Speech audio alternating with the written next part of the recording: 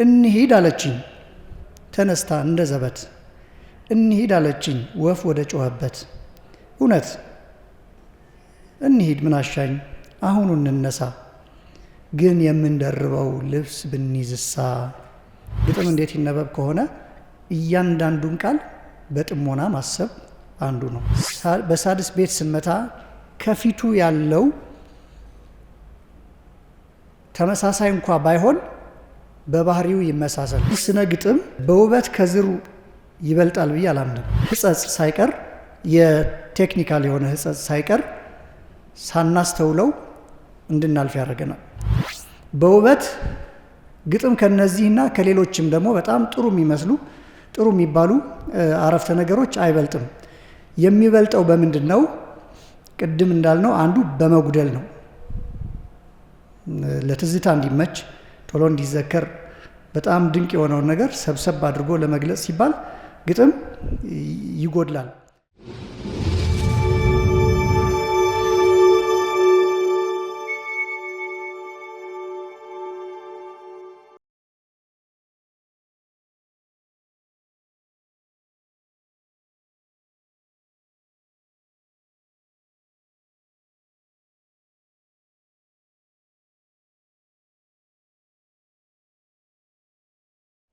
አቶ ይኩኖ አምላክ መዝገቡን ነው እምጋብዘው።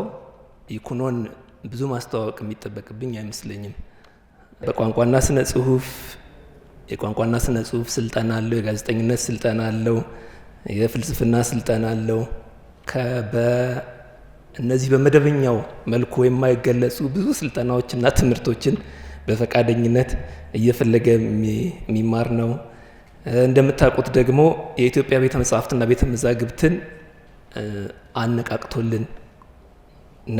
አነቃቅቶልናል። አሁንም እሱ ባነቃው ቦታ ነው እያገኘ ነው ያለ ነው።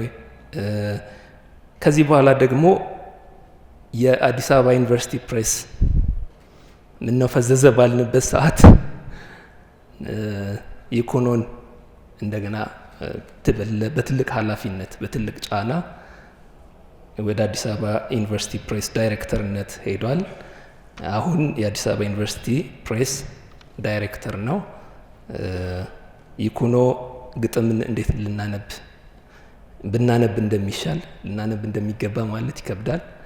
እንዴት ብናነብ እንደሚሻል ይገልጽልናል። ይኩኖን ወደ መድረክ ጋብዛል። እንዴት ዋላችሁ?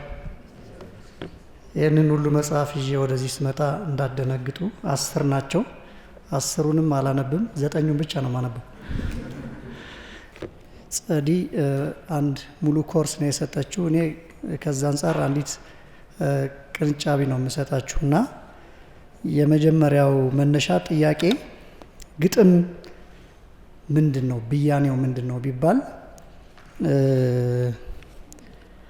ራሱ አንድ ግጥም እሱን የሚገልጽ መስሎ ይታየኛል። ባህላዊ ግጥም ሁላችሁም የምታውቁት ይመስለኛል። አይኗማ ጥርሷማ መች ይበልጣል ከሰው ወገቧ ነው እንጂ እህል ያልቀመሰው። 2 መስመር ናት እች ግጥም እና የግጥም ብያኔ ምንድን ነው ቢባል አንዱ ይሄ ሊሆን ይችላል ብዬ አስባለሁ። እንዴት ብትሉኝ መብለጥ የሚለውን ቃል እንዴት አታላይ አድርጎ እንዳስቀመጠው አስቡት። አይኗማ ጥርሷማ መች ይበልጣል ከሰው ሲል በለጠ ማለት ምን ማለት ነው? ጎላ ማለት ነው አይደል? ጎላ ማለት ደግሞ ጨመረ ማለት ነው፣ ከፍ ያለ ማለት ነው። ስለዚህ ወገቧ ነው እንጂ ሲል ወገቧ ምን መሆን ነበረበት? በጣም ግዙፍ መሆን ነበረበት። የ9 ወር የ11 ወር እርጉዝ መምሰል ነበረባት። ግን እንደዛ አይደለም። እህል ያልቀመሰው ብሎ በመጉደል በማነስ መብለጥ እንዳለ ነው የሚያሳየው። ስለዚህ ስነ ግጥም በውበት ከዝሩ ይበልጣል ብዬ አላምንም። በውበት ከዝሩ ይበልጣል ብዬ አላምንም።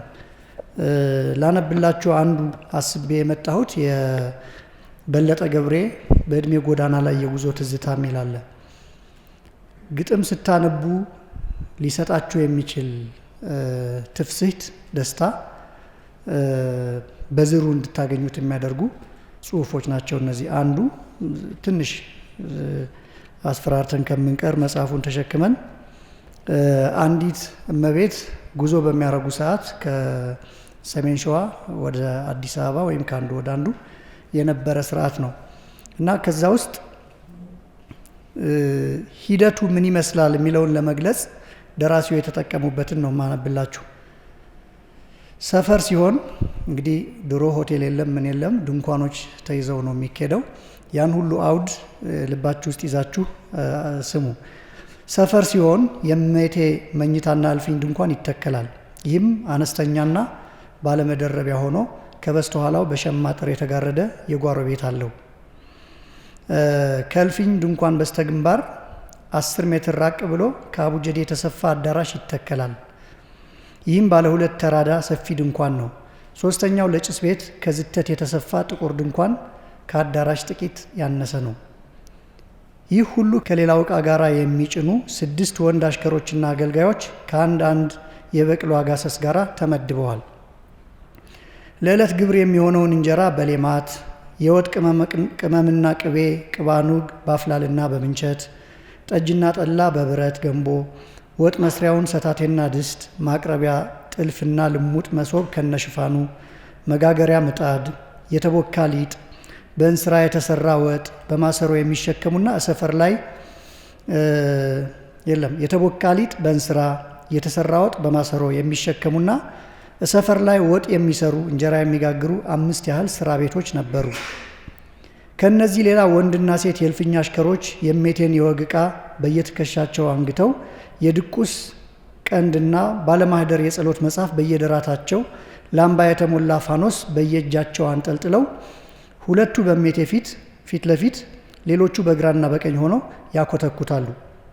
ማለፊያ በቅሎ ለጓሚዎቹ 2ቱን የጭን በቅሎዎች በጥልፍ ዕቃና በባለ መርገፍ ዶቃ ጭነው ቀይ ግምጃ ቀሚስ እንደለበሱ ያቀርቡና በአንደኛው ላይ እመቤቴ ሲቀመጡ ሌላው እየተሳበ ይከተላል።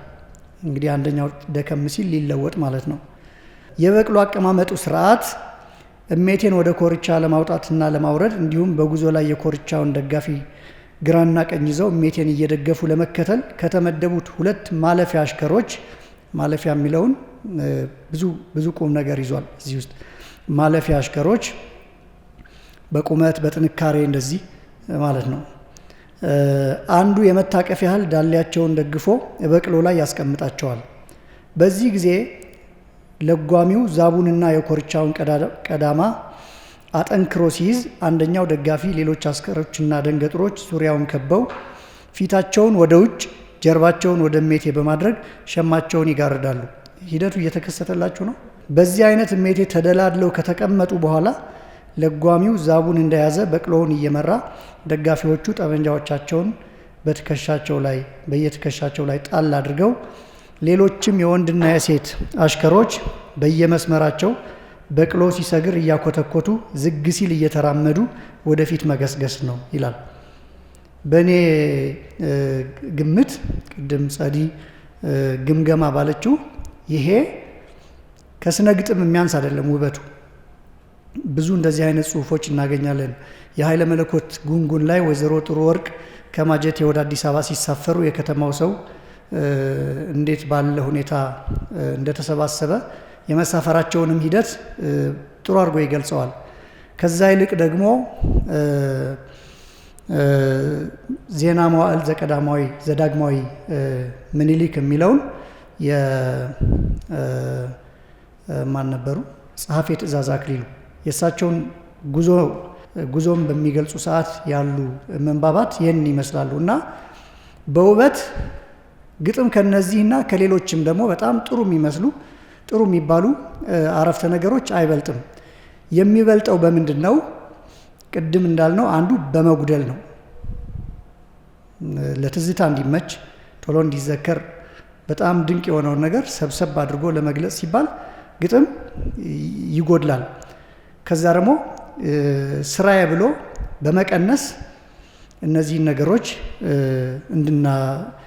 እንድናስታውሳቸው ያደርገናል። ለምሳሌ አንድ መጉደልን ቅድም ያየነው ግጥም የሚደነቅ ወገብ ጠመም ያለ ዘመም ያለ በእንግሊዝኛ ቴፐርድ ይሉታል፣ የገባ የጎደለ ማለት ነው። ነገር ግን እሱን እንደበለጠ አድርጎ የበለጠ ነው ብሎ በማሳየት ያስኬደናል። እጥረት፣ ስለዚህ አንዱ መጉደል፣ ማጠር፣ መቀነስ የግጥም መለያ ነው። ወደ መንገድ ሰዎች የምትል እዚህ መዘክር ግርማ መጽሐፍ ላይ ብልጥ የሞኞ የምትል ግጥም ታገኛላችሁ። ብልጥ የሞኞ በብልጠትሽ መልካም መንገድ መረጥሽና በጅለትሽ ከጅል ጋር ሄደሽበት፣ በብልጠትሽ መድረሻሽን ታውቂዋለሽ፣ በጅለትሽ መቼም ቢሆን አደርሽበት። ብልጤ ሞኞ ብልጤ ሞኞ ሰርግሽ እሁድ ቀብርሽ ሰኞ ይላል። አሁን እችን ግጥም ከዚህ በፊት እዚህ ያላችሁም ሰዎች መጥታችሁ ሊሆን ይችላል ወመዘክር አዳራሽ ላይ የአዳም ካለፈ አገደም በሚል አንድ ንግግር አድርገን ነበርና አንዳንዴ ተመሳሳይ ነገሮችን አድቅቆ መነጋገር ጥሩ ነው፣ ሲደጋገምም ሀሳቡ ጥሩ እንዲሆን እንዲገባ እና እዛ ውስጥ ከአዳም ስራዎች አንዱ ቅድም ጸዲም የጠቀሰችው የእቴሜቴ ሎሚ ሽታ እዛ ውስጥ ያለው ራሱ መጀመሪያውንም ቢጋሩን አዳም የወሰደው ከእቴሜቴ ሎሚ ሽታ ነው። እቴሜቴ ሎሚ ሽታ ያ ሰውዬ ምን አለሽ ማታ፣ ምንም ምንም ምንም አላለኝ፣ ትዳሩን ፈቶ ልውሰድሽ አለኝ። ይሄንን እንደ ቢጋር ወሰደውና ገጸ ባህሪያትን ሞላበት። የገጸ ባህሪያቱ የህይወት ገጽታ ይሄ ሆነ። አሁን እቺ ብልጤ ሞኞ ያቺን ገጸ ባህሪ የምትገልጽ ናት እና መጀመሪያ አስባበት ነው። መልካም መንገድ መርጣለች። በቃ ከዚህ በሷ ጊዜ ጭቁን ከምትለው ትዳር ፍቅር ይሻለኛል እወጣለሁ አለች። ከዛ በጅለትሽ ከጅል ጋር ሄደሽበት የሚለው ያ ከቤት በላይ ቁራ ሰፍሮ የተባለ ገጸ ባህሪን በሚያሳይ መንገድ። ስለዚህ ይችን ብንወስዳት በምናብ ብንሞላት አንድ ደንበኛ ትራጀዲ አውቃለሁ የምትል ገጸ ባህሪ ለራሷ በደንብ ያወቀች ነገር ግን በመታለል ብልጤ ሞኞ ብልጤ ሞኞ ሰርግሽ እሁድ ቀብርሽ ሰኞ በሚያሰኝ ሁኔታ ዘላቂ ያልሆነ ፍስሐ የምታገኝ እለቱን ተድራ በማግስቱ ለዘለቄታው የምትሸኝ ምስኪን ገጸ ባህሪ ያስነብበናል። ስለዚህ አንዱ የግጥም ነገር ይሄ ነው። ሌላው ማጉደል ሲባል በጠቅላላው ስነ ግጥም ዝርዝር ነገር ሳይነግር ዝርዝር ነገር ልንገር ሲል ያው በጣም ከንቱ ይሆናል። ወይ ዜሮ አልሆነ ወይ ልብ ወለድ አልሆነ ወይ ምን አልሆነ እና አጭርነቱ አንዱ ጥሩ ነገር ነው። ሁለተኛ ባህሪ ግጥም ምንድን ነው ብንባል አዲስነት ነው። አዲስነት ማለት በዚህ ምድር ላይ ምንም አዲስ ነገር የለም ተብሏል። ይሄ ብዙ የታመነ ነገር ነው። ነገር ግን ሁለት የተለያዩ ገጣሚያን አንድን ርዕሰ ጉዳይ ይዘውት ከአንዱ ገጣሚ ወደ ሌላው ስንሄድ ያኛው የነገረን ርዕስ ሁሉ አይመስለንም፣ ያታልለናል። አዲስ ነገር አስመስሎ ያቀርበዋል። እንደው አስመስሎ የሚለውም ልክ ላይሆን ይችላል፣ አድሶት ልንል እንችላለን፣ ያቀርብልናል። እንደው በዚህ ዘመን በጣም ድንቅ ገጣሚያን አሉ። እግረ መንገዴን ትንሽ ስለ ዘመኑ ጉራ ልስጥና ድሮ ቀረ የምትሉ ሰዎች ካላችሁ ግጥም ድሮ አልቀረም። በጣም በጥሩ ሁኔታ እየጻፉ ያሉ ወጣቶች አሉ። አሁን እዚህ ውስጥ ካመጣኋቸው አንዳንዱ 10 ዓመትም ሆናቸው ምንም ሆነ፣ ግን ስለ እነሱ አስፍተን አብዝተን አልተነጋገርንም። የወፍ መንገድ የምትል አንዲት ግጥም እዛው መዘክር ላይ እንሂድ አለችኝ ተነስታ እንደ ዘበት፣ እንሂድ አለችኝ ወፍ ወደ ጮኸበት። እውነት እንሂድ ምን አሻኝ አሁኑ እንነሳ፣ ግን የምንደርበው ልብስ ብንይዝሳ። ይችን ቃል ባወጣ በቁጣ ከመቼ ወዲህ ነው ወፍ ልብስ የምታውቀው? ይልቅ እሷን ምሰል ልብስህን አውልቀው ብላኝ ልብሷን ጥላ ትታኝ ገሰገሰች ወፏን ተከትላ። እሺ ስንቅ እንያዝ ልላት አሰብኩና ተውኩት ሳልጀምረው፣ የትኛዋ ወፍ ነች ስንቅ ይዛ የምትዞረው? በቃ ተከተልኳት። እዚህ ላይ በጣም ጎበዝ ነው ተናጋሪው። ምክንያቱም ስንቅ ይዘን እንሂድ ካለ በብዙ መጽሐፍት ሊተች ነው። የሰማይ ወፎችን ተመልከቱ፣ አይዘሩም፣ አያርሱም፣ አይዘሩም፣ ወደ ጎተራም አይከቱም፣ ነገር ግን የሰማይ አባታችሁ ይመግባቸዋል ተብሏል። ስለዚህ የምግብና ጉዳይ ለወፍ የሚጠቀስ አይደለም። አንደኛውን ዶማ ላለመሆን መጣሩም ጥሩ ነው። የትኛዋ ወፍ ነች ስንቅ ይዛ የምትዞረው? በቃ ተከተልኳት፣ ጥብቅ አረገችኝ፣ ጥብቅ አደረግኳት።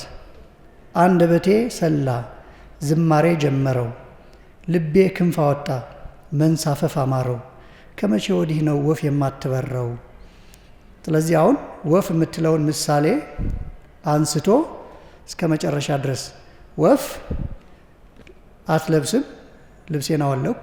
ጥሩ የሆነ ግጥም ማለት እንደዚህ ነው።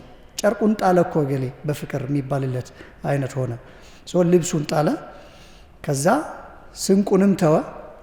ያው ይሄ መጅኑን የሚባል ጥሩ ገጸ ባህሪ ያላቸው አረቦች፣ ሌይላ መጅኑን ማለት በፍቅር ያበደ ማለት ነው። ሌይላ ደግሞ ዋና ገጸ ባህሪ ናት የአረቦች። ሌይላ ስሙ ራሱ ሌሊቴ እንደማለት ነው። ሌይላ ሌሊት እና ቆለኞች አይደሉም፣ ቀን ሀሩር ስለሚያቃጥላቸው ሌሊት ማለት ሰላም፣ ጸጥታ፣ እረፍት ማለት ነው። ስለዚህ ሌይላ ብለው ሴት ልጆቻቸውን ሲሰይሙ ሰላም፣ እረፍት እንደማለት ነው እና እንደ ሌይላ መጅኑን ይሄ ሰውዬ በፍቅር እንዳበደ ሆኗል። ጨርቁን ጣለ እንደማለት ነው። ጨርቁንም ጣለ፣ ትታኝ ገሰገሰች ወፏን ተከትላ። ከዛ ስንቅም የለውም ጨርቅም የለውም። ከዛ በኋላ መጨረሻው ምንድነው? መብረር ነው። ስለዚህ ሁለት አሳማኝ ነገሮች አመጣልን። ጨርቅና ልብስና ስንቁን ትቷል። ከዛ በኋላ ከመብረር በማይተናነስ ስሜትን፣ ይሄ ቃል በቃል ክንፍ አውጥቶ በረረ ሳይሆን ከመብረር በማይተናነስ ሁኔታ ህይወቱን መኖር ጀመረ ይላል። ይሄ አንድ ነው፣ ወፍን ምሳሌ አድርጎ የሰጠን። ሌላ ተመሳሳይ ሰው መሰልኩ ይላል። ይሄ ደግሞ አስታወሰኝ ረጋሳ ነው፣ 2014 ዓ.ም። ጥቁር ልቤን አቅጨምጭሜ ምንም ትንግርት ላላወድስ፣ ቀና ላልል በጉንብሴ፣ ቀና ሳልል በጉንብሴ፣ ሰበርባራ ቅስሜን ሳድስ። አሁን ግጥም እንዴት ይነበብ ከሆነ እያንዳንዱን ቃል በጥሞና ማሰብ አንዱ ነው። ለምሳሌ ጥቁር ልቤን አቅጨምጭሜ የሚለው መጀመሪያው ላይ መጀመሪያ ልቡን ጥቁር ብሎታል። ጥቁር ሐዘንን የሚገልጽ ነው። ከዛ ጭራሽ በዛ ላይ ሲያብሰው ቅጭም አረገው አርለ። ስለዚህ በጥቁረት ላይ ቅጭምና ሲጨመርበት በጣም አሳዛኝ ነው ማለት ነው። ምንም ትንግርት ላላወድስ፣ ስለዚህ የጥቁረቱን መግለጫ መጣው። ትንግርት የተባለ ጥሩ የተባለ ጎሽ ሲያምር ወይም ስታምር ላልል፣ ምንም ትንግርት ላላወድስ፣ ቀና ሳልል በጉንብሴ፣ ሰበርባራ ቅስሜን ሳድስ። በጉንብሴ በቅጭምናው በጥቁረት ውስጥ ሆኖ የተሰበረ ቅስም አለው። ያን የተሰበረ ቅስም ለማደስ ወይም ደግሞ ባለበት እሱኑ እያስታመመ ባለበት ሰዓት ሰበርባራ ቅስሜን ሳድስ። ማማረሬን ወደድኩት ስል፣ ማማረር በነገራችን ላይ በጣም ሱስ ይሆናል። ማማረሬን ወደድኩት ስል ካፌ ስድብ ሊያሳጣብኝ። ልብ በሉ እዚህ ላይ ቃላት በጣም ድንቅ ናቸው የገጣሚያን። ካፌ ስድብ ሊያሳጣብኝ ማለት ከኪሱ ገንዘብ አይደለም የወሰደበት። ስድብን እንዴት ስድብን ያክል ሀብት እንዴት ሊቀማኝ ነው ነው የሚለው። ካፌ ስድብ ሊያሳጣብኝ በፈገግታ አሽሞን ሙኖ አንቺን ደግሞ አመጣብኝ። ልብ በሉ አመጣልኝም አይደለም፣ ልክ ያን ጥቁረቱን ክፋቱን እንደሚፈልገው ሁሉ አሁን በደንብ እየተናበበላችሁ ነው። ማማረሬን ወደድኩት ስል ማማረሩን ስለወደደው ካፉ ደግሞ ስድብ እንዲጠፋ አልፈለገም። ስለዚህ ስድብ ጠፋልኝ አይደለም። ልክ ቁስል እጃችን ላይ ወይ አንድ ላይ ሲወጣ ጠፋልኝ ነው እንጂ የምንለው ጠፋብኝ አንልም አይደለ? ስለዚህ ይሄ ግን ስድብ ሊያሳጣብኝ በፈገግታ አሽሞን ሙኖ አንቺን ደግሞ አመጣብኝ። አሁን ያ ቅጭምና ያ ጥቁረት የሚገፋው ትልቅ ኃይል መጣ ማለት ነው። እባክሽ ክንፌን አትዘርጊው ውል የለውም ከሰማይ ስር ብዬ ቃሌን ሳልጨርሰው ጉም ሐሳቤን ሳላበስር። አያችሁ፣ ጉም ጥቁር ቅጭም ያለ እነዚህ በሙሉ አንድ ዘር ናቸው፣ ተጠራርተው ነው የመጡት። ከዛ በእሷ በኩል ደግሞ ክንፍ መዘርጋት፣ ፈገግታ፣ መሽሞንሞን እነዚህ አሉ። በሙሉ በዘር ብንለያቸው እንደዚህ ብለው ተለያይተው ይመጣሉ። ጉም ሀሳቤን ሳላበስር ልክ እንደ ብስራት ነው የሚቆጥረው ጉም ሀሳቡ እንጂ መርዶ ነበር፣ ሳላረዳ ማለት ነበረበት። ግን ልክ እሱ ስለወደደው ጉም ሀሳቡን እዚህ ላይ እኔ የለሁበትም ብሎ ልክ እንደ መግለጫ ከመስጠቱ በፊት ደመና ላይ እየሳቀች እና በእናትህ እያለችኝ ከእግዚአብሔር ደጃፍ አስቀርባኝ እርግማኔን አሳተችኝ። ከእርግማን ስትስቱ ምን ትሆናላችሁ? ቡራኪያም ትሆናላችሁ ማለት ነው። ረጋሚው የነበረ ሲሳሳት ምን ይሆናል? ባራኪ ይሆናል። ይባርካል፣ ይመርቃል፣ ያወድሳል፣ ያመሰግናል። እርግማኔን አሳተችኝ አለ። እንዴት በረርኩ እዚህ ድረስ፣ እንዴት አለፍኩ ይሄንን ጉድ ብዬ ስላት ሽቅርቅሪት አይነ ጉብል ጉንጨ ስር ጉድ። ቅድም እዚህ ጋር ጎደሎ ያልኳችሁ በዝሩ በጣም የተካኑ ደራሲያን ካልሆኑ በስተቀር በተለይ ደግሞ በጣም ዘመናዊ በሆነው ካልሆኑ በስተቀር እነዚህ አሸጋጋሪ ቃላት፣ ደጋፊዎች፣ ምዕላድ መሰብሰቢያ አሁን እዚህ ውስጥ በቅኔ ትምህርት ትንሽ ያለፈ ቢኖር እያንዳንዷ ቃል ሙያ አላት። ሙያው ማለት ለምሳሌ ማንጸሪያ ከብትሉ ማንጸሪያ ነው ከዚህ ምናምን፣ ወይም ደግሞ መነሻ ሊሆንም ይችላል ከዚህ ተነስቼ እዛ ለማለት ከሆነ ማንጸሪያ ሲሆን ደግሞ ከዚህ ይልቅ ይሄኛው ለማለት ከሆነ ማንጸሪያ፣ መድረሻ እየተባለ ለእያንዳንዱ ሙያ ይሰጣል። አሁን እዛ ዓለም ላይ ስለሌለን እነዚህ መሸጋገሪያዎችን ሲያጎድሏቸው፣ ሆነ ብሎ ሲያጎድሏቸው ጽሁፉ ልዩ የሆነ ወደ ምን አይነት ተመስጦ አንጥሮ እንደሚጥላችሁ ገምቱት። አሁን እዚህ ጋር እንዴት በረርኩ እዚህ ድረስ ጥያቄ ነው። እንዴት አለፍኩ ይሄንን ጉድ? ጉድ የተባለው ያ ቅጭምና ጥቁረቱን፣ ማጎንበሱን፣ መራገሙን ነው ብዬ ስላት ያችን አላለም፣ እሷን ነው ያላት። ግን እሷን ወይም ደግሞ እንዲህ ስትል መለሰችልኝ። እሷ በአንድ በኩል ተሳቢ ነው፣ እሷን እንዲህ አልኳት፣ በሌላ በኩል ደግሞ አድራጊ ናት፣ እሷ መልስ ሰጭ ናት። ይህን ሁሉ የቋንቋ ዝባዝንኬ ትቶ እንዴት በረርኩ እዚህ ድረስ፣ እንዴት አለፍኩ ይህንን ጉድ ብዬ ስላት ሽቅርቅሪት አይነ ጉብል ጉንጨ ስር ጉድ። እቺ ልዩ ፍጥረት ቅድም የነገራችሁ ጉድ ነገር ናት። ከዛ ከሳቋ ስር ቃል አማጠች። ብዙ የሚስቁ ሰዎች አምጠው ነው ቃል የሚያወጡት ታውቃላችሁ። ከሳቋ ስር ቃል አማጠች ሲል አስቡ። እናንተም አንዳንዴ ልትናገሩ አስባችሁ ቃል አልወጣ ሲላችሁ እንደምንም እስኪ ንገሪና ምንድን ነው ነገሩ እስክትባሉ ድረስ ይሆናል። እና ያችን ሪያሊስቲክ የሆነች አስቧት። ከሳቋ ስር ቃል አማጠች፣ ምላስ ጥርሷን ሞራረደች። ሰው መሰልኩህ አለችና ወደ ሰማይ ይዛኝ ሄደች። የቅድሙ ደራሲ የቅድሙ ገጣሚ ወፍ እንደ ወፍ እንብረር አለችኝ አለ፣ በረረ። ይሄኛውም እንደ ወፍ እንብረር አለችኝ፣ በረረ።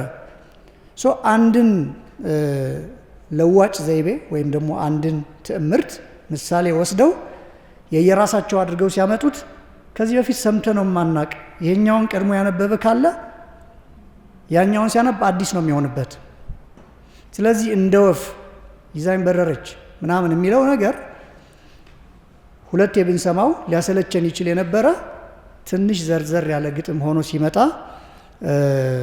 በጣም የራሱ የሆነ ልዩ ውበት አለው። ወደ ቴክኒካል ጉዳይ ሳልሄድ ጊዜው ሊያልቅብኝ ሆነ። ሌላው ግጥም በማጉደል ብቻ ሳይሆን አንዳንዴ ጥመት ሳይቀር ሕጸጽ ሳይቀር የቴክኒካል የሆነ ሕጸጽ ሳይቀር ሳናስተውለው እንድናልፍ ያደርገናል። አንድ ግጥም ላንብላችሁ። እዚህ ደግሞ ሀብታሙ ሀደራ ይባላል። 2016 ዓመተ ምህረት አንድ አንቺ እንዳትረሽ ዓለም ሙሉ አስታዋሽ የሚል ግጥም አለው። አንድ አንቺ እንዳትረሽ ዓለም ሙሉ አስታዋሽ። ሸጋ ነው ርዕሱ ራሱ።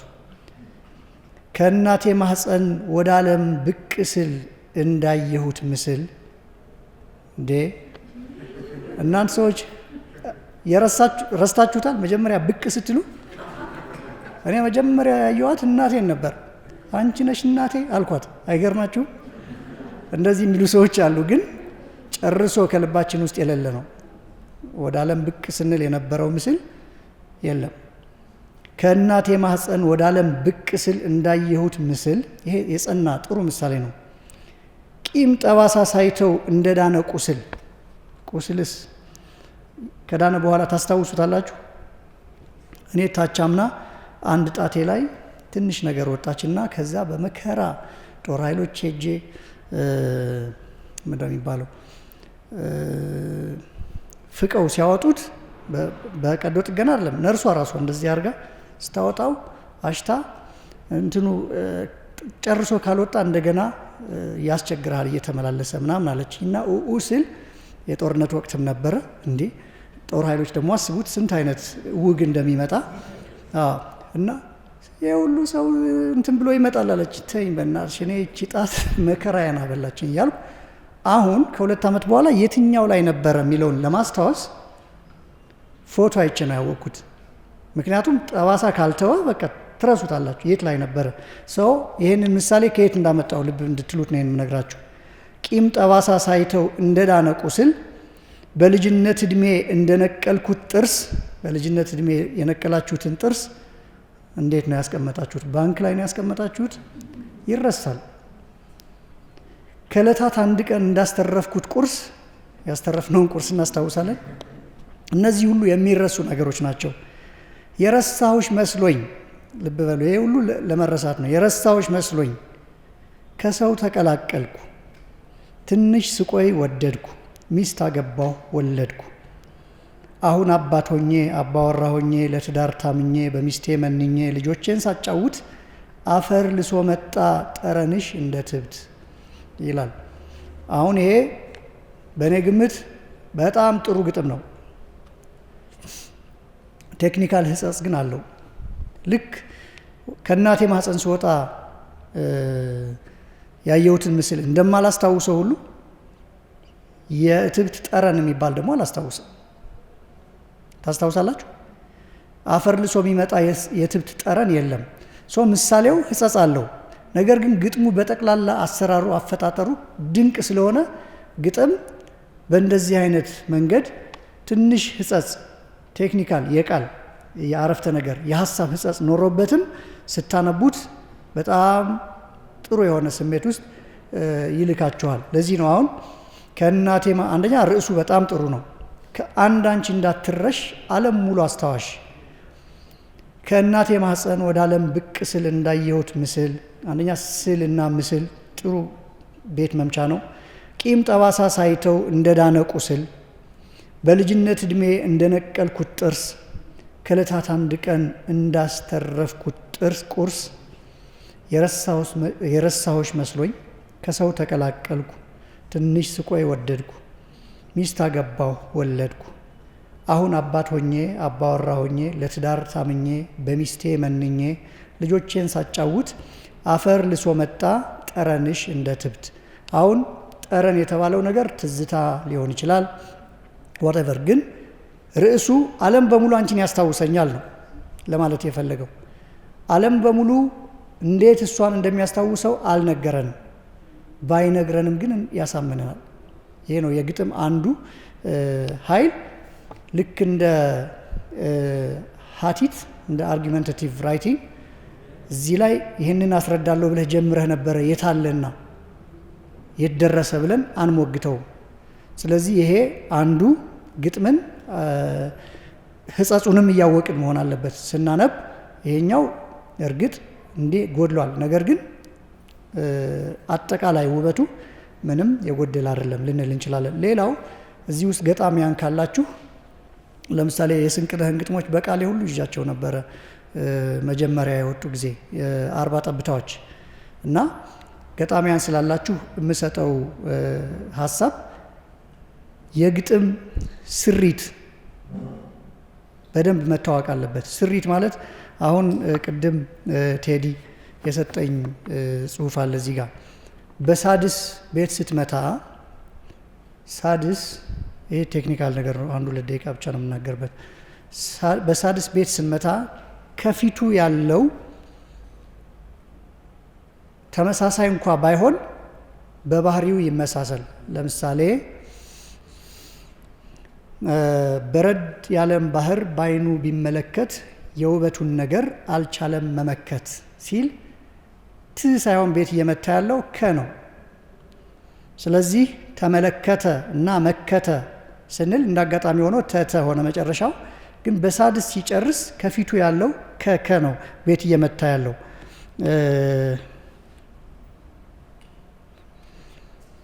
ከዛ 2 ተከታታይ ሳድስ ተከታትሎ ሲመጣ የፊተኛው ጎልቶ ይሰማል፣ ኋለኛው ዝግ ይሆናል።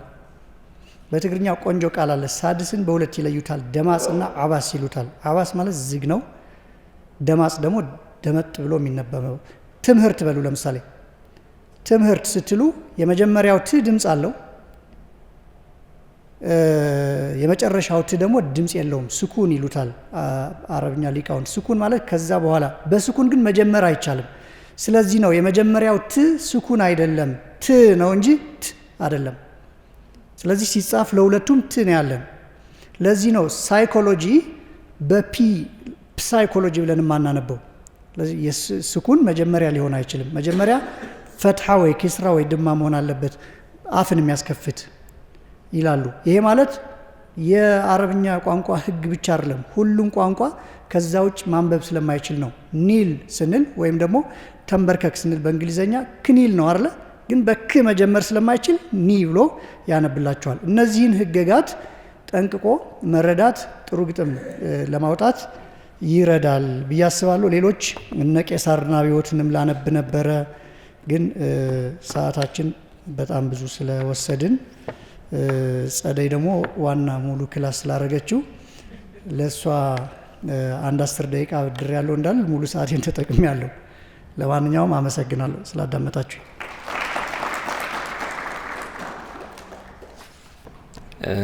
ይኩኖ አምላክን በጣም አመሰግናለሁ። እንደ ግጥም ቅልብጭ አድርጎ ነው ያቀረበልን። ወትሮም በሌሎችም መድረኮች እንደምናውቀው የይኩኖ አምላክ ገለጻዎች እምቅ ያሉ ናቸው። በጣም በምሳሌዎች ይዟቸው በመጣቸው መጽሐፎች ምሳሌዎች ግጥሞቹን እንዴት ብናነባቸው ወይም የግጥሞቹን ባህሪያት ነው። እንዴት ቴክኒካል የሆነውን ነገር ገና አልደረሰበትም። ምናልባት ውይይት ላይ ጥያቄ ሲነሳ እንዴት ይነበቡ የሚለውን የሚያነሳልን ይመስለኛል። የግጥሞቹን ባህሪያት ግን የግጥምን ምንነት በአንዲት መንቶ ተነግሮናል። ከዛም ደግሞ የግጥምና የዝርውን ውበት፣ የግጥምን በመጉደል መብለጥ፣ አዲስነትን እንዲሁም ደግሞ በህጸጽም ውበቱ እንደማይቀንስበትም በምሳሌ አድርጎ አሳይቶናል። ይኩኖን በድጋሚ በጣም አመሰግናለሁ። ይህ የዋልያ መድረክ መጽሐፍትን በየእውቀት ዘርፉ መጽሐፍት እንዴት ይነበቡ የሚለውን 2ኛውን ክፍል ነው ዛሬ ገለጻ የተደረገልን።